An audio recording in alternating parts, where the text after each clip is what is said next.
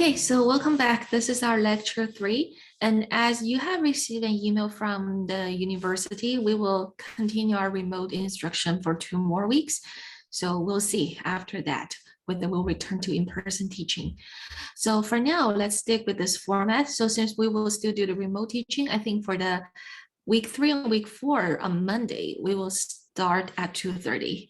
So let's do that for Monday. And for Wednesday, we will start at 3:30. Okay, so yeah, we have most of you here. So for just as a quick review of what we did last time. So last time we talked about, I started talking about, let me just try to quickly share my screen. I started talking about the gene expression, differentially expressed gene analysis as an example, the most important example in bioinformatics regarding statistical inference.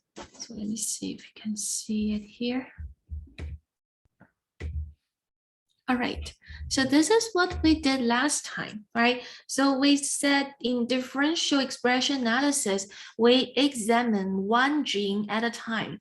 And to recall what we did in the first class, we said that it's very important to think about your data and try to decide which do you consider as the features or variables, which do you consider as the observation, especially in the tabular data, in the matrix, considering whether the rows or the columns correspond to observations and the other way corresponds to features is the starting point. With that, then in the differential expression analysis, we examine one feature at a time. And specifically, we're talking about a two-condition comparison here. So we assume that this feature has n measurements under one condition, n measurements under the other two conditions. And we call those two samples. We want to compare those two samples to do inference for a question about whether this gene has the same mean under the two conditions or different means under the two conditions. So as we said, this is the population mean under each condition. And by population, we mean from the truth from which the gene expression data were generated. So the key is to consider that our sample is not a ground truth. It only partially reflects the ground truth. And the larger the sample size, the closer our sample is to the population. If you can imagine that we can drop an infinite number of samples, then we can capture the whole population. That would be the ideal case, but it's never possible. So therefore, sample size is the most important factor, right? Because it determines how far away we're from the truth. If the sample size is very small, then we can expect once we take the sample mean X bar and the other sample mean Y bar, then their difference, X bar minus Y bar, it could be far away from mu X minus mu Y, the population mean difference. So how far away X bar minus Y bar is from the population mean difference mu X minus mu Y depends on the distribution of my observation under each condition as well as the sample size. All right, so last time we spent quite some time to talk about what do we consider as the randomness. And here we talk about the frequentist framework and the Bayesian framework. And under each framework, we consider different randomness. Under the frequentist framework, the key is to consider the population parameter as fixed, but our sample as random. So we talk about the randomness in our sample, so the randomness in our statistic. So using the randomness in our statistic by formulating the distribution of a statistic, we can construct a confidence interval, hopefully to cover the true parameter.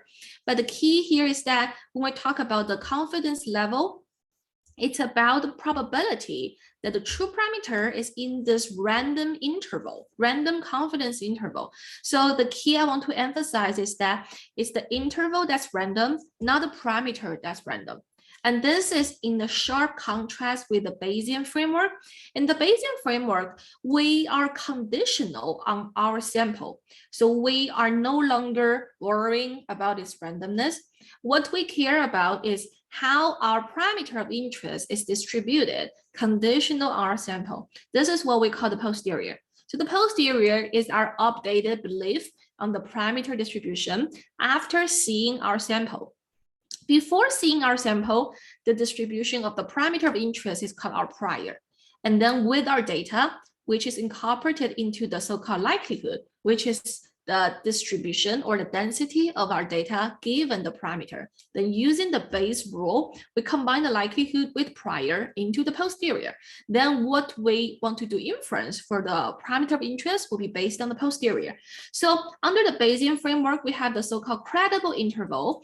And in this case, since we are conditional on our data, the interval is itself fixed, but the parameter is random. So therefore, even though we have the same 95% for the confidence interval and for the credible interval, but these two frameworks consider two different randomness. One is for the sample, one is for the parameter.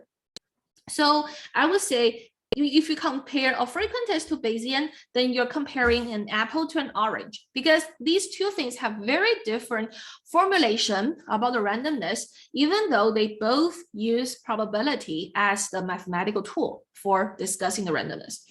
Okay, so this is a high-level summary of what we did last time. At last, we talk about the p-value. Okay, so the p-value itself is the most frequently used concept in frequentist statistics. When you do hypothesis testing, it is under the frequentist statistic framework. So here the idea is actually not that easy to understand.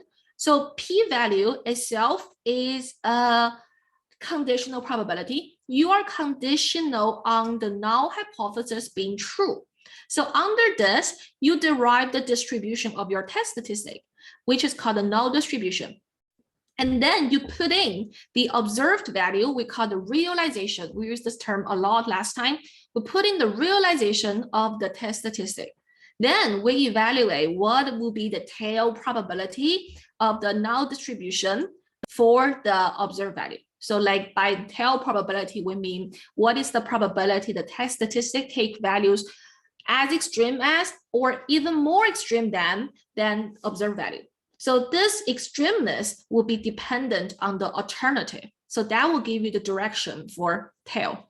So anyway, with this calculation, then we understand that given an observed sample, we can convert it to a p-value, a number between 0 and 1.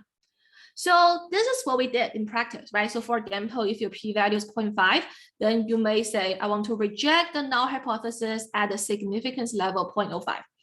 However, one thing we must consider is that since we're under the frequentist framework, we always believe that our random sample is only one of many possibilities. So what if we have other random samples observed? Then for those samples, we could also compute p-values. Therefore, we can have a p-value distribution. So let's say that we have samples all coming from the null hypothesis. Then the p-value distribution would be uniform 0 to 1. So that's what we spent quite some time to derive last time. So if we ignore the technical details, just focus on the result, this is the most important thing. So yeah, I didn't write down the conclusion, but I should do it here. So the conclusion is that p-values, okay, p-values of null samples, which means that samples were generated under a null hypothesis, should follow uniform 0 to 1 distribution. This is the conclusion I want to emphasize to everyone here, because this can be a very useful sanity check for a statistical test. So I want to point everyone to a recent paper my group has. So let me paste it down here. So just give me 1 second. So basically what we did is that we analyzed RNA sequencing data from large sample studies, which means that the population level studies, the observations are individuals, and we measure hundreds of individuals under each condition and do DE test. So in that case, because of the large sample size, what we could do is to permute the samples, permute the observations for each gene across the two conditions. So that means after the permutation, we could make the sample null. So let me just quickly get a screenshot for our paper here. So I'll paste the link to the chat box, but this is the paper I was talking about. So this is the paper where we use permutation to generate null samples, and then we could verify. So for example, we apply a method to those null samples, then each permutation will give me one p-value for that method. And then once we do the permutation for many, many times, then we could plot the p-values and check whether they form the uniform 0 to 1 distribution. If not, there might be some issues. Okay, so this is the paper I just quickly showed, and I'm going to paste the link to the chat box. So permutation test is indeed a very easy and useful way to generate samples under the null. So which is something everybody can do for bioinformatics research, as long as you have a large enough sample size. If not, there might be an issue, right? If you have only 3 points here, 3 points there, then you cannot do the number of permutations is very limited. That's unfortunate. But once your sample is reasonably large, you can use permutation. So anyway, if this is violated, then what scenarios can we have? If violated, okay, let me plot 2 cases and then we can decide. So this, let's say this is a 0 to 1 interval, okay, and I'm plotting the density of p-values. What if the p-value distribution is like this? Something like this. So there is a mode near 0. Then what would happen? Okay, to help you understand this, let's say my significance level is 0.055% right here. Having this distribution, what's the consequence after that? After it, the consequence is that, let me see why my video is looking weird. Okay, the consequence is that with this distribution, you would actually have the probability to the left of 5% larger than 5%, okay? So this will give you, this area would be larger than 5%. And the consequence is that you would actually reject more than 5% of your, you will have a probability larger than 5% to reject a null sample. That's what it means. Okay, so we know that for a sample from the null, even though we don't want to reject it, but we have to accept that 5% is the chance of making a mistake. Now you will mistakenly reject it at 5%, at 5% probability. But if the p-value distribution is like this, then you will reject it with the probability even higher than 5%. That means you are going to reject more null samples than you think. So this will give us a lot of false rejections than we desire. More false rejections than desired. Okay, so in other words, translating this to our differential gene expression analysis, this means more false positive D genes. Okay, that's what it means. Okay, how about the other way? What if the direction, the distribution is like this? So we have the mode towards the 1. So it means it's still not even, not uniform, but it's just in the other direction. So in this case, naturally, you can see that we are less likely than we thought, right, to reject a null sample. The chance is now less than 5%. So the implication here is that we would have fewer rejections than desired. So it's possible that the implication is that we are less likely to reject than we want. So we may have fewer rejections, and the translation of that is that we will find fewer DE genes. So that's why people call this. So this is just about a null, right? That if you believe that the trend also applies to the alternative, then the consequence is that if a gene is truly DE, which means that it comes from the alternative, but you still miss it, you're more likely to miss it than you want. So this means you have less power than desired, less powerful, or sometimes we say it's less sensitive. And sometimes people call this conservative, overly conservative.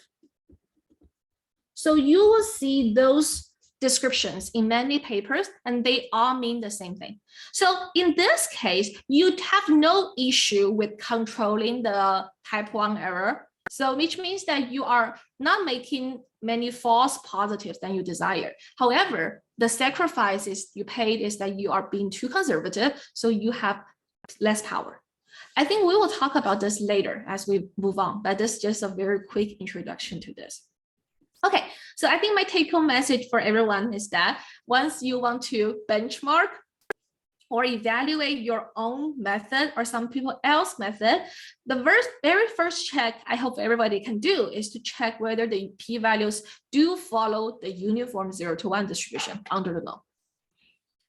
Okay, so this is a very quick introduction to the p-value part under the frequentist framework. Just as a side note, because I think some of the papers were based on Bayesian framework, I want to introduce an analog of p-values and hypothesis testing under the Bayesian framework, which is called the Bayes factor. Okay, so under the frequentist framework, we do hypothesis testing, and the result is p-value, okay? And under the Bayesian framework, we have an analog called the Bayes factor. Okay, the Bayes factor actually has another name, which is just the likelihood ratio. So let me quickly go to the Bayes factor wiki page so we can take a look together. Okay, so if you are a pure frequentist, you may never have to use the Bayes factor, but I think it's important to know this concept so you can understand some papers. So in statistics, the use Bayes factors is a Bayesian alternative to a classical hypothesis testing. Okay, so although he says about model comparison or model selection, but here it's also related to what we call the null hypothesis and the alternative hypothesis, because you can regard each hypothesis as a model, right? As a model by model, you mean it's how you assume the population to be. The null is one assumption about the population. Alternative is another assumption about the population. Like translating to our gene expression analysis, the null is saying the gene has the same mean under two conditions. Alternative is different means. Okay, so Bayes factor is the likelihood ratio of the marginal likelihood of two competing hypotheses, usually a null and alternative. So remember what we said about the posterior probability, right? So here, D stands for data, M stands for the model. You can consider model to be the null hypothesis. So by the Bayes rule or Bayes theorem, this is what we've seen before, right? The probability of model given data is, we wrote proportional to the probability of data given model. This is the likelihood times the probability of the model. That's the prior. Okay, so the key data dependent term is this term. The first term in the numerator represents the probability that some data are produced under the assumption of the model M. Evaluating it correctly is the key to Bayesian model comparison. All right, so this K is the Bayes factor, okay? This is the definition of the Bayes factor. But what's furthermore here? It's saying that each model has its own model parameter. So I think it's a little more complicated here, but actually for now, we can say that you can consider this to be some model parameter that can take many, many possible values.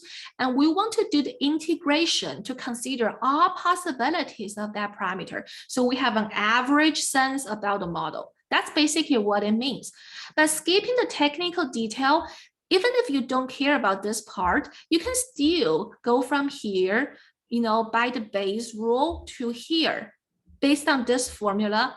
And so based on this formula, you can go from here to here. So therefore, you see that under this, when you have under this relationship, so even though the prior will play a role, right? We know the prior will play a role. However,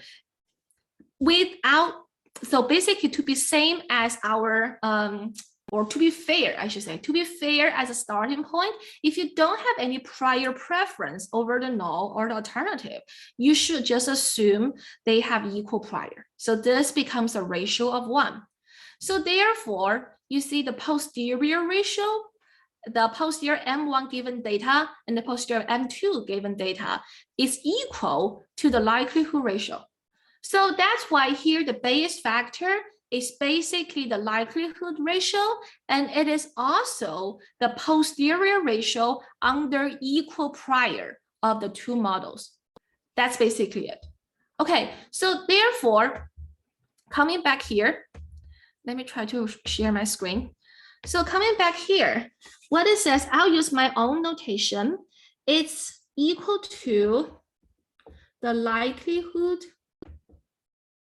ratio, okay, which is equal to, let me enlarge the screen, which is equal to the probability of my data or sample, they are equivalent, given my alternative hypothesis divided by the probability of my data given the null hypothesis. Okay, that's the likelihood ratio. It can also be interpreted as the posterior ratio with equal priors. So that means it is equal to the probability of alternative hypothesis conditional on data divided by the probability of null hypothesis conditional on data when the prior of the alternative hypothesis is equal to the prior of the null hypothesis, which means that you don't have any preference over which hypothesis is more likely true. Okay, so therefore, when we're under the Bayesian framework, using it to choose between the null or the alternative, that means we want to decide, do we want to go for calling the gene as DE? So putting here, so H1 is DE, okay, and H0 is non-DE. So if we're trying to make this decision, then we want to call a gene as DE if the Bayes factor is big, okay? So you call this Bayes factor, this one, you will go for here if BF is large. And usually, just like in the frequentist framework, we say p-value as 0.05, 0.01 as considered small. Here, the Bayes factor being big is usually as the Bayes factor being larger than 10 or 20, okay? So 20 is more stringent, while 10 is more looser. But it's just a threshold when you want to call a gene as D. Okay, so I'm giving this as a very high level introduction. In actual implementation, in order to calculate the Bayes factor, you need to assume how your data is distributed, right? You need to know the data distribution under the null, under the alternative, so you can compute the ratio. And similarly, back to the frequentist, you need to know how your test statistic is distributed under the null so you can compute the p-value. So you need some distributional assumption anyway, under both cases. Yeah, Aditya, do you have a question? Yeah, just a terminology type question. So when it was referring to the model in that thing, we can kind of think of that interchangeably in terms of like a model is our representation of a particular hypothesis? Exactly. Yeah. In our Okay, so case. they kind of back and forth then they could. Yeah. Okay, Thank you. Thank you. Yeah, thank you for the question. Yeah, I would like to people to ask questions if you have any confusion so we can stay on the same page. All right, so frequentist is what we will talk mostly about, but the Bayesian idea is also very important, and also very soon, maybe this lecture or the next lecture, we're going to introduce how we can use empirical Bayesian as a way to estimate parameters. So in particular, in the gene expression analysis, when we talk about empirical Bayesian, so to be exact, what it means is that, in the Bayesian statistic, the prior must be pre-specified, the prior, right? But the prior usually would involve some unknown parameters we don't know how to specify. So if we use our data to estimate the prior parameters, then we are doing empirical Bayesian. So in other words, the prior is empirical. It's from our data, the same data we are going to use for our inference here. And we use it additionally to estimate the prior parameters. But you can consider this to be like an objective way of specifying a prior that you only specify the prior distribution form, like a normal distribution or a beta distribution. But for the parameters, like the normal mean variance, the beta, alpha, beta, for those parameters, you leave it to your data to estimate. So we will see this practice very soon. And this is almost all the Bayesian, how it was used in bioinformatics, I would say, because it's very difficult to really have a true prior as your knowledge. It's not possible, but it's very rare. Okay, so before I continue talking about some specific tests for differential gene expression, which I will do, I think I want to add one more course material, one more content, which I never included in my past lectures, as the first time here today. I think this was from my conversation with our speaker today. I think she reminded me a very important topic that a lot of us have largely neglected in our bioinformatics field, which is called experimental design. So I think she pointed me to a very nice paper back to 2010, and I'm hoping that I can share it with you together. So we can quickly go over the paper together as a way, because I think it's important to talk about experimental design before data analysis, right? Since experimental design is the process of collecting data. Once we can make sure the data is collected in the most reasonable way, then analysis can be easy. Otherwise, if the data is collected with a lot of confounders mix, then our data analysis can only try our best, but there's no guarantee that we can really disentangle those confounders. All right, so let's quickly go over this paper, which I think is very well written. All right, so, and I will post it to Cecily afterwards. So this is called the statistical design analysis of RNA sequencing data back in 2010. That's the time when RNA-seq was still a new technology. I think the first RNA-seq paper was published in 2008. That's when I started my PhD. So, this paper actually talked about a lot of things I think people are still ignoring, especially when they do single cell RNA-seq data. So we can discuss this afterwards. All right, so firstly, this paper introduced the RNA-seq technology. I don't know how many of you here are not familiar with the technology. If so, could you raise your hand so I can get a rough sense, so I can decide whether we want to talk about this technology first? Anyone who want to know more about this technology itself? Okay. I don't see any hands, which means that I think people are familiar with this technology. Good, great. So let's take a quick look at here.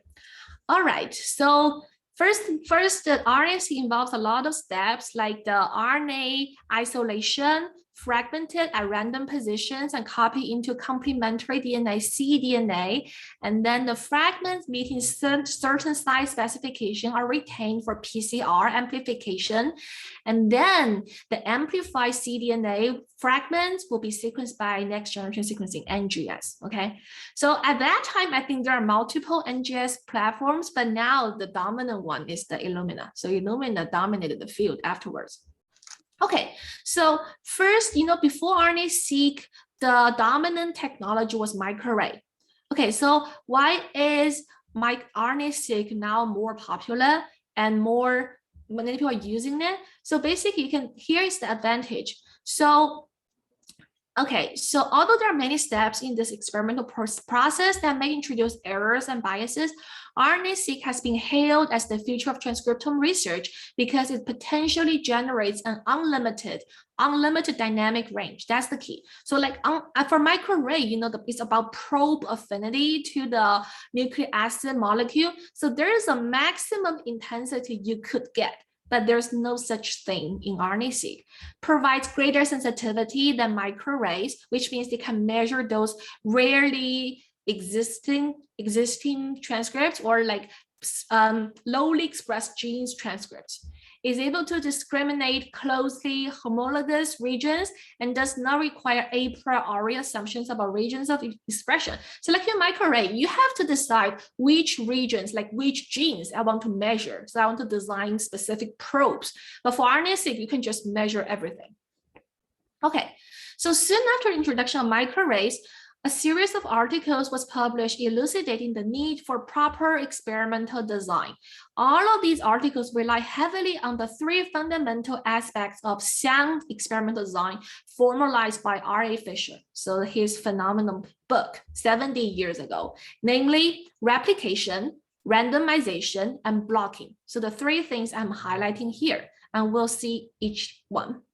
So these concepts can be understood by considering the following controlled experiment that is designed to test effectiveness of two different diets. A sound experimental design would include many different subjects. That means replication. So we have multiple people under each treatment recruited from, and this is also what we call observations. So we need more than one observations. Recruited from multiple weight loss centers. So that's blocking. Each center will randomly assign subjects to one of the two diets. That means randomization. So you see replication is more than one observation. Blocking is that you conduct the study in multiple batches. And this is often necessary because maybe one batch can only handle so many observations. And randomization is about how do you assign your individuals to the two treatment groups. Although the principles of good design are straightforward, their proper implementation often requires significant planning and statistical expertise. To date, many NGS applications, specifically RNA-seq, have neglected good design. While a few RNA-seq studies have reported highly reproducible results with little technical variation, which means the variance is small. In the absence of a proper design, it is essentially impossible to partition biological variation from technical variation. So we'll see this later. But I would say disentangle or partition biological variation from technical variation is the essence of all the statistical analysis we want to do on those bioinformatics data. When these two sources of variation are confounded, there's no way of knowing which source is driving the observed results. No amount of statistical sophistication can separate confounded factors after data have been collected. Okay, so generally, for differential expression analysis, the topic we're talking about, researchers are interested in comparisons across treatment groups in the form of contrasts or pairwise comparisons. And the design for these analyses are usually quite simple. The good news for NGS technologies is that certain properties of the platform can be leveraged to ensure proper design. One such feature available in all three NGS devices is the capacity to barcode. Okay, this term barcode, you will see this a lot, even for now. So this means that you want to label each molecule to be sequenced with some barcode. So you can tell, so you can use like one barcode for every batch. So then you can tell from the sequencing reads, including the barcode to tell, oh, this is from the RNA in the first batch, this is from the RNA in the second batch, etc. So genomic fragments can be labeled or barcoded with sample-specific sequences that in turn allow multiple samples to be included in the same sequencing reaction. That means you merge multiple samples after you barcoded them, and then you load them at once into the sequencing machine. This is to save the experimental cost because every sequencing machine run or reaction will be a fixed price. So this whole idea is called multiplexing, which means that you pool sample together before sequencing. All right, so to date, barcoding has been appreciated only as a means to increase the number of samples per sequencing run. It's a cost-saving procedure. Yet, here we demonstrate how multiplexing can be used as a quality control feature that offers the flexibility to construct the nice thing called balanced and block designs for the purpose of testing differential expression. We anticipate that the progression from the current undesirable, unreplicated, unblocked designs to the more complex, this balanced and block designs will be swift once the full offering of NGS technologies are appreciated. Okay, so towards this end, we provide a brief review of some powerful statistical techniques for testing differential expression under a variety of designs. Although the designs that are presented are specific to Illumina. Yeah, so this one is old, but currently we are doing Illumina as always. Okay, so basically, this is a very important concept. Let's talk about replication. So what is called unreplicated data? Observational studies with no biological replication are common in the RNA-seq literature. So what it actually does is like this. Let's say here, for illustration purposes, consider an example with 7 subjects, 7 people, let's say, and 7 treatment groups, where each subject is randomly assigned to one treatment group. An mRNA from each subject is loaded into a different lane. Okay, so this is just a sequencing machine. Okay, the sequencing machine will have 7 lanes. So you load sample to each lane and it will run and give you the sequencing reads. So basically here, the lanes can be considered as blocks. Anyway, so note that there's no biological replication because there's only a single object in each treatment group. So in our language, we say the sample size is 1 for each treatment group. To analyze data from unreplicated designs, the sampling hierarchy must be taken into account. Regardless of the design, we can define 3 levels of sampling at work in RNA-seq data. Okay, this is important. Subject sampling, RNA sampling, and fragment sampling. So by subject sampling, we mean that those individuals or organisms are ideally drawn from a larger population to which results of the study may be generalized. So in our language, this larger population is the population of our interest, right? And this sample of subjects is the data we will collect. Unreplicated data consists of a single subject within each treatment group. So from each population of that group, we only have 1 observation. This is subject sampling, the sampling we're most familiar with. What's RNA sampling? RNA sampling occurs during the experimental procedure when RNA is isolated from the cells. Fine. So basically, we only sequence a portion of all the RNAs in the cell, right? We cannot expect to capture everything. That's RNA sampling. Finally, only certain fragmented RNAs that are sampled from the cells are retained for amplification. This is something we saw earlier. There is a size selection step. So only certain fragments were retained for PCR. And since the sequencing reads do not represent 100% of the fragments loaded into a flow cell, fragment level sampling is also at play. So when you load your fragments into the cell, it's not guaranteed that everything will be sequenced. You will always miss something. So there's another sampling at a sequencing step. All right, so altogether, you can see that these things will introduce randomness, right? And unreplicated data consider only a single subject per treatment group. Typically, there's either 1 subject to which every treatment is applied or 1 distinct subject within each treatment group. That's the case we said. So you either split like each sample, each individual, each subject's RNA across treatment groups, or you apply that subject within one treatment group.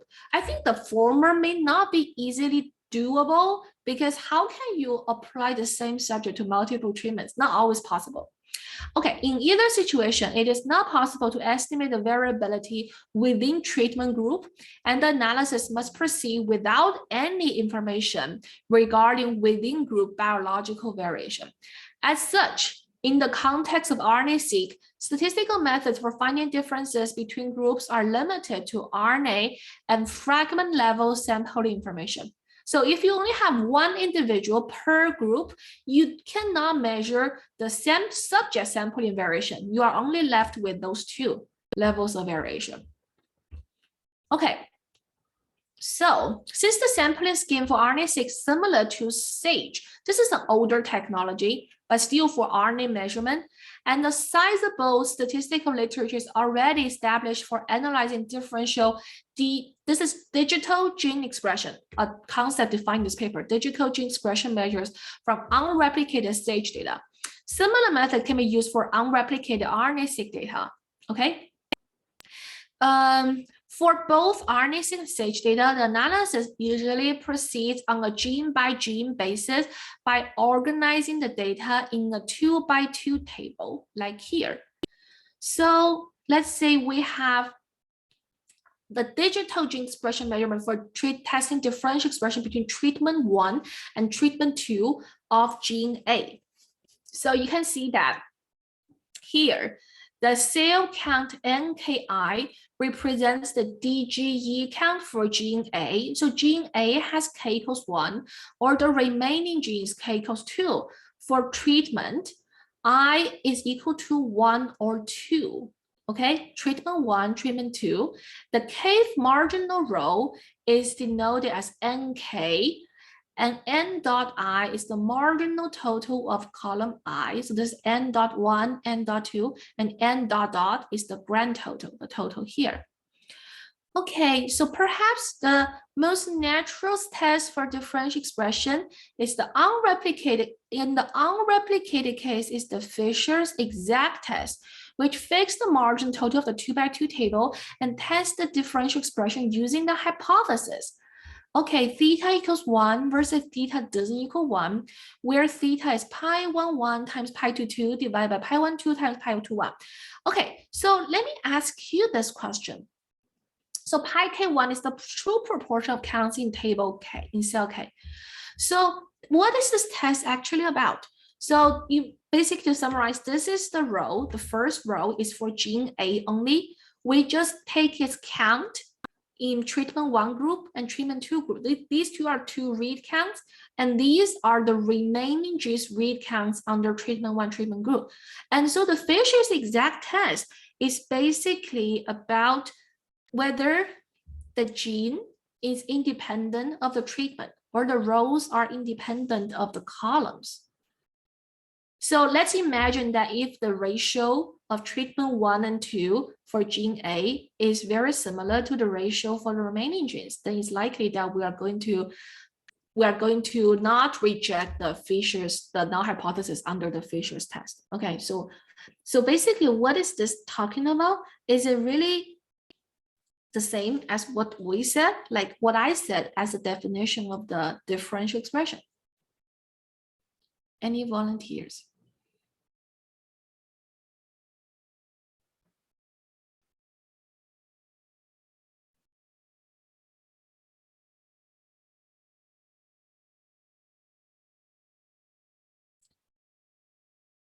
So has everybody here heard of Fisher's exact test?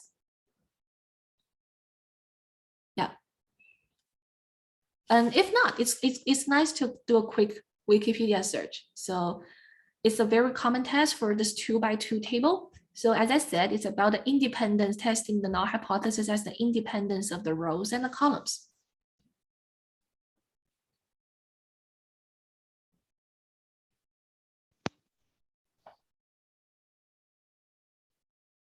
But my question here is this definition of differential expression of gene A based on Fisher's exact test the same as the differential expression test I defined previously?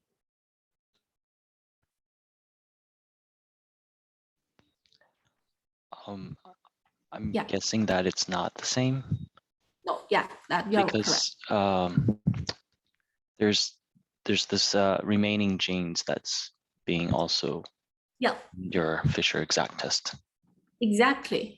So I think basically, this test biologically, what it means is that it's about whether this gene A is really different from the remaining genes, right? If the gene A behaves exactly the same as the remaining genes, then we will not reject the test, and we will not call the gene DE. But so basically, I think it's about comparing the two groups using the remaining genes as a background. Then we're trying to say whether this gene A is very different from the background. But this definition is very different from my definition that the gene A has the same expectation under the two groups, right? That's just sort of different. But I think the reason why they want to do this is because they believe there might be some, batch effects undergoing, and that will make every gene look different between treatment 1 and treatment 2, between the two groups. Then I want to know whether this gene A is even more different than all the other genes. So I think that's what it does. But the reason I want to point out this is because I want everybody to really think about the statistical hypothesis and see whether it is aligned with your scientific question, the scientific question you want to investigate. Even though this is called, they call this DE and I call mine DE, but essentially it's two different statistical formulation. Okay, that's it. Thank you, Chris, for the answer. All right, so this is just about the Fisher's exact test. I will go on, I will skip this. Okay, so, but I think the key thing is right here. So let's say that this figure, let me go to where they will talk about the figure 3. Okay, maybe right here. Okay, limitations of unreplicated data.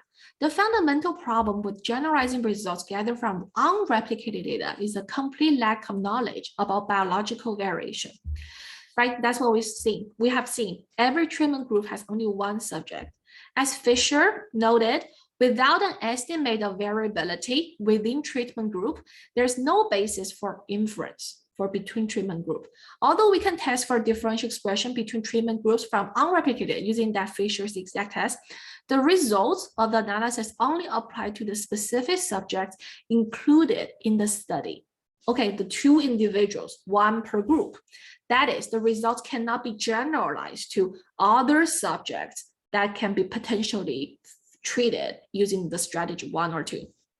To better understand the unrealistic conclusions that can be drawn from unreplicated data, suppose that an alien visits Earth and observes only 2 people, one male named John standing 177 centimeters and one female named Jane standing 180 centimeter. The same reasoning that results in unrealistic conclusions from testing differential expression between 2 treatment groups on the basis of unreplicated data could compel the alien to believe not only that John is shorter than Jane, but also that women are on average taller than men. So this is just a very fun, a simplified example, but that means that using just one observation only, we cannot do statistical inference. Okay, so for replicated data, okay, now let's do that. Consider extending example illustrating in figure 1, 7 treatment groups with 1 subject per treatment to include 2 more biological subjects within each treatment group.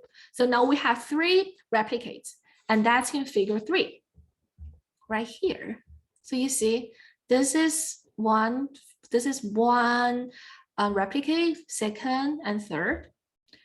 Okay, so the biological replicates allow for the estimation of within treatment group biological variability, provide information that is necessary for making inferences between treatment groups and give rise to conclusions that can be generalized. Okay, so this is now something we will see in those popular methods. A simple method for testing differential expression that incorporates within group or within treatment variability relies on a so-called generalized linear model. with over dispersion. Okay, so actually we will talk about popular methods like DE-seq2, which actually relies on generalized linear model. But instead of here, what the author called the Poisson GLM stands for generalized linear model, that DE-seq2 paper assumes negative binomial GLM, so which we'll talk later. But for now, let's just hold the technicality. Okay, so let me try to go to the key point without spending too much time on the technicality. But of course, you are very welcome to check the details by yourself. And also just for your information, in past years, I taught a class called Hierarchical Linear Models, which we spent quite some time talking about generalized linear models. So that class is called Stats 205. Although I'm not teaching it this year, but the recordings from last year is actually available. So you should be able to just find it under another playlist. But if you're interested, you can check it out. Anyway, so I will skip these details and I will focus on the design part, right? Which is what I want to talk about today. All right, so balanced block designs. Okay, without careful planning, an en-bloc design faces a fundamental problem with generalizing the results, namely the potential for confounding. Okay, confounding is the key term here. With respect to an RNA-seq analysis, if the treatment effects are not separable from possible confounding factors, then for a given gene, there's no way of knowing whether the observed difference in abundance between treatment groups is due to the biology or the technology, that is, amplification or sequencing bias. For example, in figure 3, all replicates of treatment 1 are sequenced in lane 1, and all replicates of treatment 2 are sequenced in lane 2. So right here. So this is one machine, okay? And the machine has 8 lanes. So what we're doing here is that this T11 is the first subject in treatment 1. T12 is the second subject in treatment 1. T13 is the third subject in treatment 1. So all the 3 subjects samples were put into lane 1 at 3 times.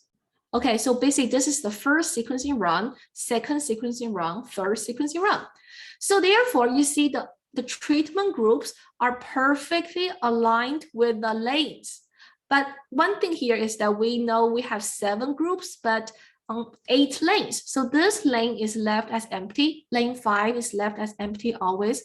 So in other words, because of the perfect correspondence of lanes and treatment groups, if the lanes have some inherent differences, then those differences will be in the results, right? And you will confound those lane differences with the treatment group differences.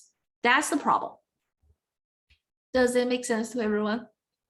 Yeah, so any differences in expression between treatment 1 and treatment 2 are confounded with possible lane effects that may persist across flow cells. In fact, once the data are collected, there's no way of separating the effects due to lane from the effects due to true treatment differences. Okay, so another thing, in RNA-seq data, the design is the same for every gene because we sequence all the genes together as a transcriptome, even though different genes have different variances and are potentially subject to different errors and biases. Of course, there are sources of variation that affect the majority of genes, and these should certainly be integrated into the design. However, to ensure a robust analysis across all genes, sources of variation affecting only a minority of genes should be integrated into the design as well. For example, a PCR-based GC bias may affect only a small proportion of transcript fragments. Therefore, if it is possible, PCR batch should be integrated into the design. Okay, what this means is that this is called the GC bias. What it means is that PCR would tend to amplify more the fragments that contain more G's and C's in the sequences. So therefore, and this is, I think this is due to chemistry. So therefore, if you run the PCR, so it's possible that some genes will be, because they contain a lot of G's and C's, they will tend to be always more amplified than other genes with the same biological amount, but less G and C in the sequence. Okay, Anyway, so as such, we examine two main sources of variation beyond the sampling hierarchy explained previously that may contribute to confounding of effects in RNA-seq data, namely batch effects and lane effects. So you will see those two terms very commonly used, especially batch effects. For example, we have to do experiments in several batches. That's very common because sometimes every batch can only handle so many number of subjects, right? We have to do different batches. Then how would you design your batch to include which subjects? And lane effects is what we see, the lanes in the machine. Batch effects include any errors that occur after random fragmentation of the RNA until it is input to the flow cell. Okay, lane effects include any errors that occur from the point at which the sample is input to the flow cell until data are output from the sequencing machine. Batch and lane effects have both been observed in previous studies. PCR amplification and reverse transcription artifacts were found to be non-negligible in these papers. And this also observes systematic batch sequencing cycles. And this discusses the presence of base calling errors in the platform. That's about the calling reads from the sequencing outputs. Okay, although Mariani found that variation across lanes generally follow a Poisson sampling process, they did observe considerably more variation for a non-negligible number of genes. So that's why later we'll see, now the common model is negative binomial, because negative binomial instead of Poisson can handle the fact that the variance may be bigger than the mean. Okay, so this is the unbalanced case, okay? So basically the lane correspond to the treatment groups. But how about the balanced blocks by multiplexing? To eliminate confounding caused by batch or lane effects, consider the situation in which all samples of RNA are pooled into the same batch and then sequenced in one lane of a flow cell. Okay, so now we use only one lane and we pool the samples from all the subjects and treatment groups. This will ensure that any batch effects are the same for all samples. And since the sequencing reaction is contained in one lane, all effects due to a lane will be the same for all samples. Well, indeed, this is an idealized situation. It can be accomplished by barcoding the RNA immediately after fragmentation. Once the barcodes is just to label samples. Once barcodes are attached to the random fragments, the samples can be pooled and processed together through the reverse transcription, size selection, and amplification steps. Typically, each lane is dedicated to sequencing one sample, so the number of samples M is equal to the number of lanes L. To not lose sequencing depth compared to the typical layout, and total barcoded samples can be pooled and processed together through the amplification step. The amplification product can be divided into L equal parts. Each part is then input into a different lane of the flow cells. By exposing equal proportions of every unique, that is barcoded sample to the same experimental condition, that is same batch in the same lane, balanced blocks are formed. Okay, maybe let's take a look at here. If it's easier to see it here than just the words. Okay, so this is the council called confounded design. Okay, we have two treatment groups. Each group has 3 replicates. So each replicase is processed from the biological sample to RNA extraction. This is done separately, prepare for sequencing, and into lanes. Okay, so in this case, you see the lane is corresponding to the sample. Oh, and by the way, one thing I really want to clarify is that in this context, when we do sequencing or when we do biological experiments, the sample in the biological sense is different from the sample I used a lot when we talk about a random sample in the statistical sense. Okay, so in the statistical sense, when we say random sample, we often refer to N observations. All right, so in this case, if you think about observations for every gene, we have 6 observations. These 3 belongs to treatment A, these 3 belongs to treatment B. So I would say for this gene, I have 2 samples, each of size 3. That's the statistical language. But in the biological language, a sample refers to a biological sample, like a blood sample I draw from each individual. So in this case, this sample would contain all the genes to be measured. So here we will have 6 samples correspond to 6 individuals. So therefore, it's very important when we use the language sample, we make it explicit, whether it's the biological sample or the statistical sample. I think that can be quite confusing. Okay, so this is the confounded design. Like we said, if there are some differences between the lengths, then you will not know whether, and these differences will confound with the biological variation within each group, and they will also confound the differences between the two groups. Okay, and here is the balanced block design. With those RNA samples, 6 RNA samples, they were barcoded, so each sample has its own barcode and pooled together, and then they were evenly divided into the 6 lengths. So therefore, for each sample, it will measured in 6 lengths. And so the length effect will be evenly distributed to all the biological samples. So they will not confound the estimation of biological variation, and they will not confound the between treatment group differences. Does that make sense to everyone?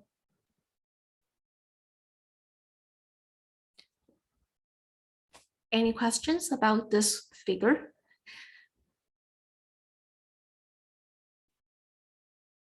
What's the error rate for the barcoding? That's a good question. I actually don't have a good answer, honestly, because I didn't do any experiments, but I think it should be not too high because barcoding is actually the standard practice in single cell RNA-seq nowadays. I don't know when it was back in 2010, how it was like, but for now, I think multiplexing barcoding is the standard practice. It's just a way to save the cost.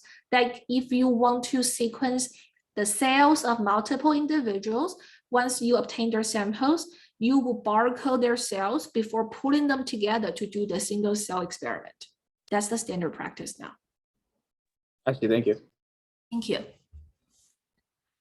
Okay, so I think that's the most important fact I want to know. But of course, there are more in the paper. So if you're interested, you can read this paper. So I will stop here about this paper and I'll post this to CCLE later. But just as I said, I feel like discussion about experimental design is relatively lacking in the field in bioinformatics. So that's why I think it's worthwhile to emphasize it. Okay, so coming back to our lecture. So let me try to share my screen again. 1 second.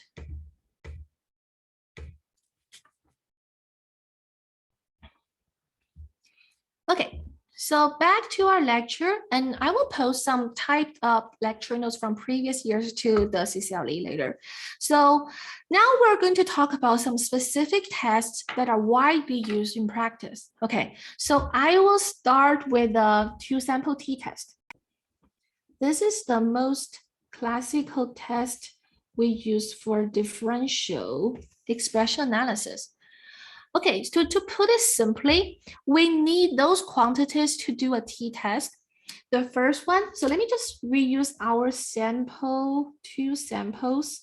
I will put them here, our notation, x1 to xm, y1 to yn. Okay, with those 2 samples representing 2 conditions, and I'm just assuming there's no batch effects. Okay, so those confounders are not existent. Otherwise, we need some special treatment. So assume no batch effects for simplicity, just to introduce the test.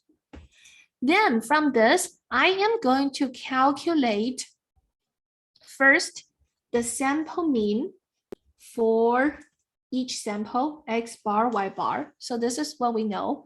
And also the sample variance from each sample. This is what we have seen last time. Xi minus x bar squared. And we divide by n minus 1 to be an unbiased estimate for the population variance. And sy squared.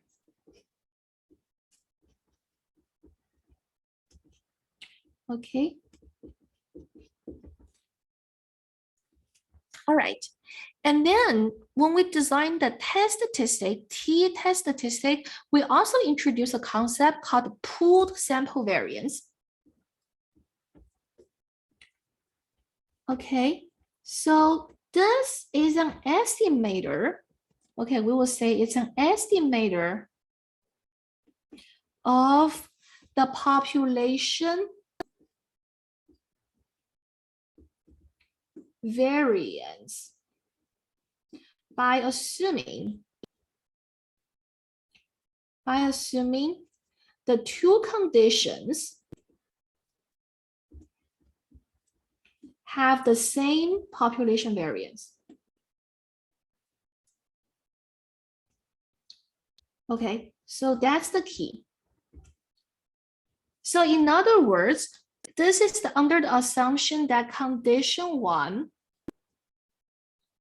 has mean, I call mu x, our notation, variance sigma square. And for condition 2, it has mean mu y, the same variance sigma square. This is what we are assuming by using this pooled sample variance.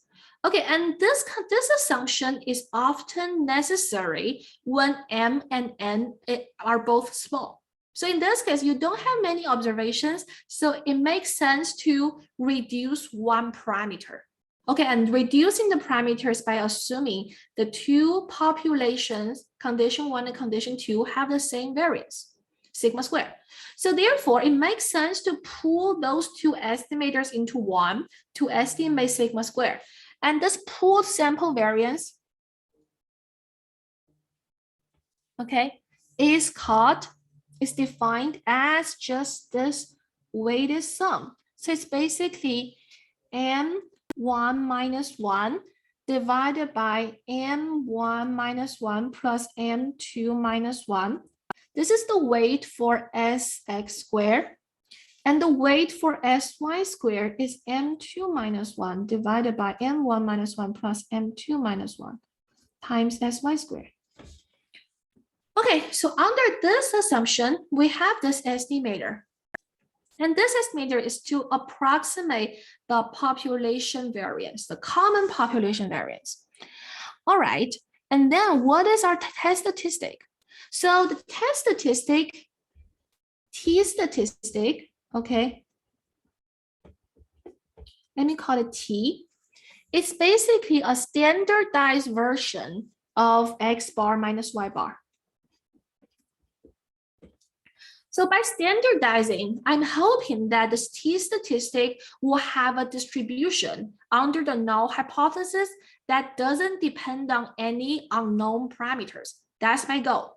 If I don't do any standardization, so hopefully, I hope that this under null will follow some distribution not involving unknown parameters.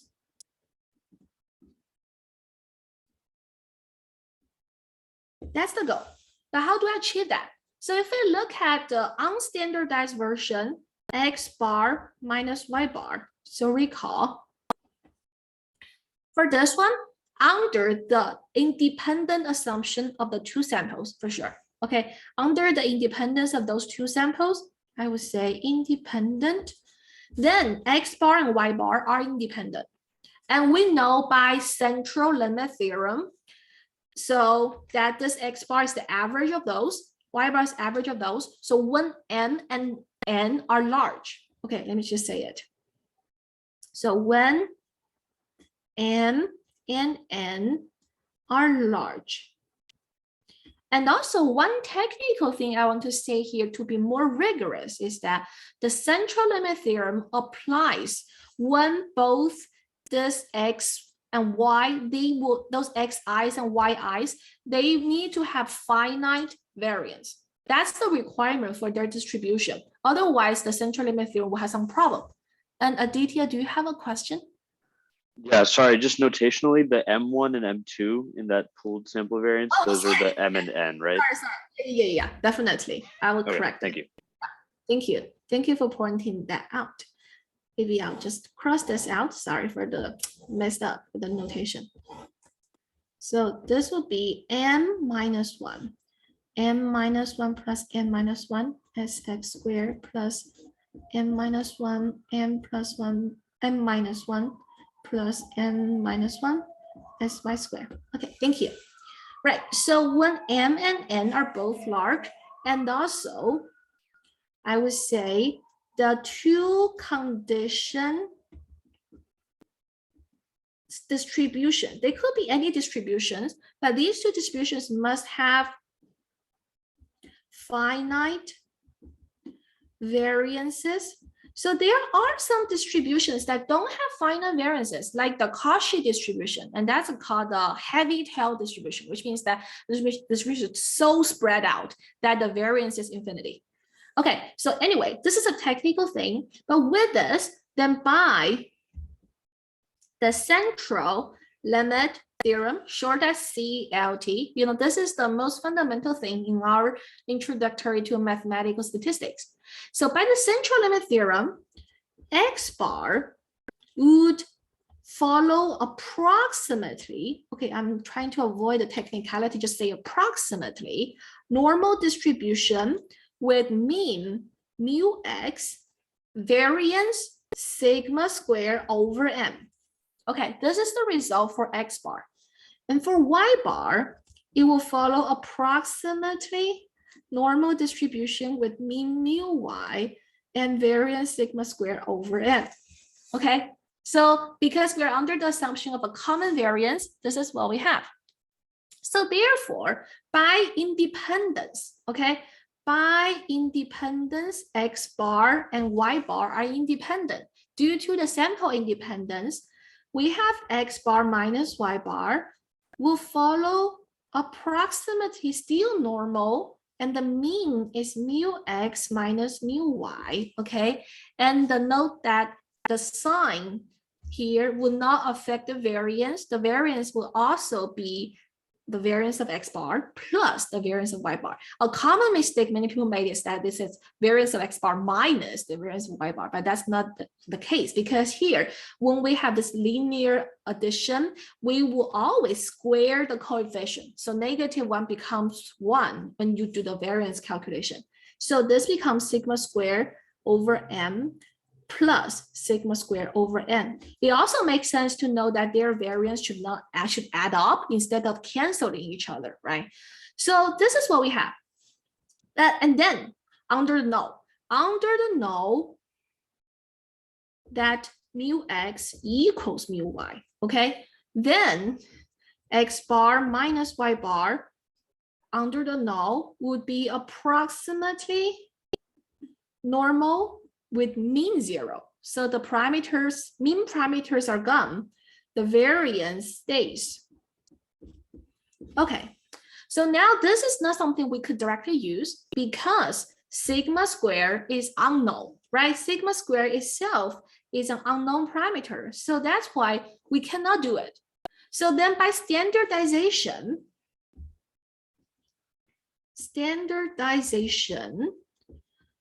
we would divide the square root of the variance to the left-hand side. So the right-hand side variance becomes 1. That means we do X bar minus Y bar divided by the square root of that is actually sigma times square root of 1 over m plus 1 over n, right? And then under the null, this will be approximately standard normal. So we are happy. Okay, that's the whole idea of doing the t-test, but not yet, right? Sigma is still an unknown parameter. How do we deal with that? So naturally, we should use its estimator. So sigma square's estimator is SP squared. And by taking square root, we get SP, right? So let me just say, plug in SP squared for sigma squared. Then what we get is X bar minus Y bar divided by SP, no square, times 1 over m plus 1 over n. And this is the definition of our t-statistic.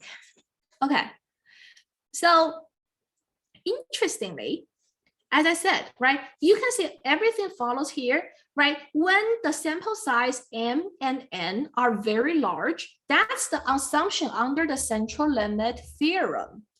When we have that, then you can actually say, probably this thing, SP, can be regarded as approximately equal to sigma when sample size is large. So can I say it follows standard normal? Yes, you could. If you want to do approximation, that's something you could. But a more accurate description of this is that under a null, this follows a T distribution with degree of freedom m plus 1 minus 2. But please note that when m and n are large,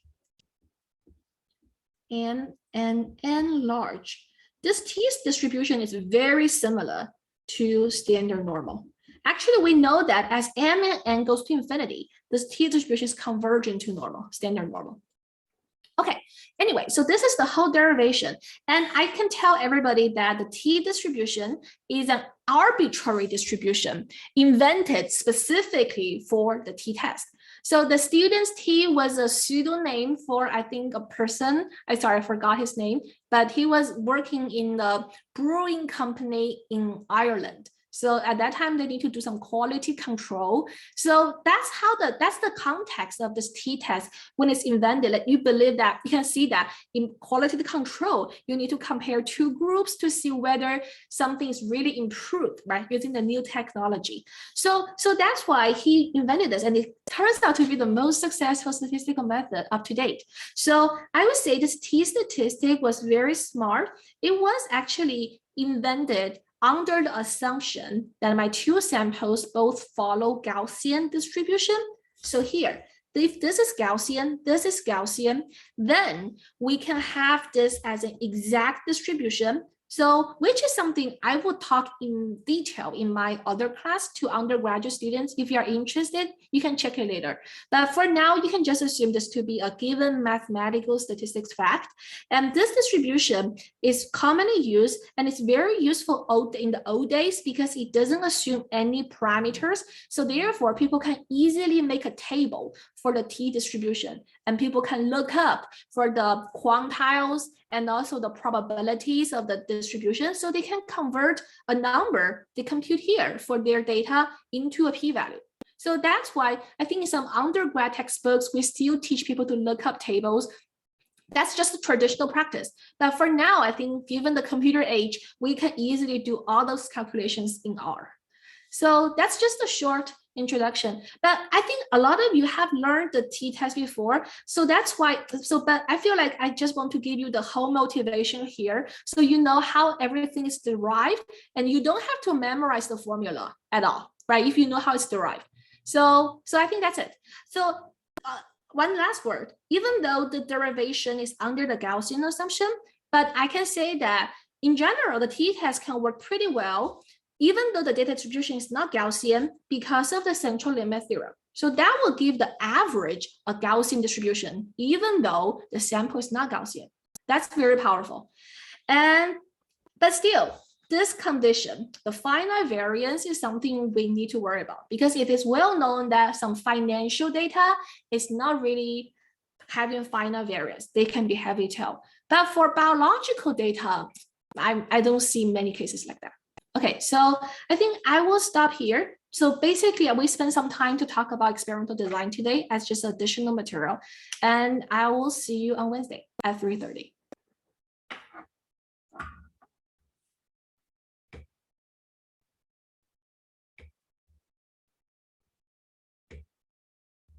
And there's a chat.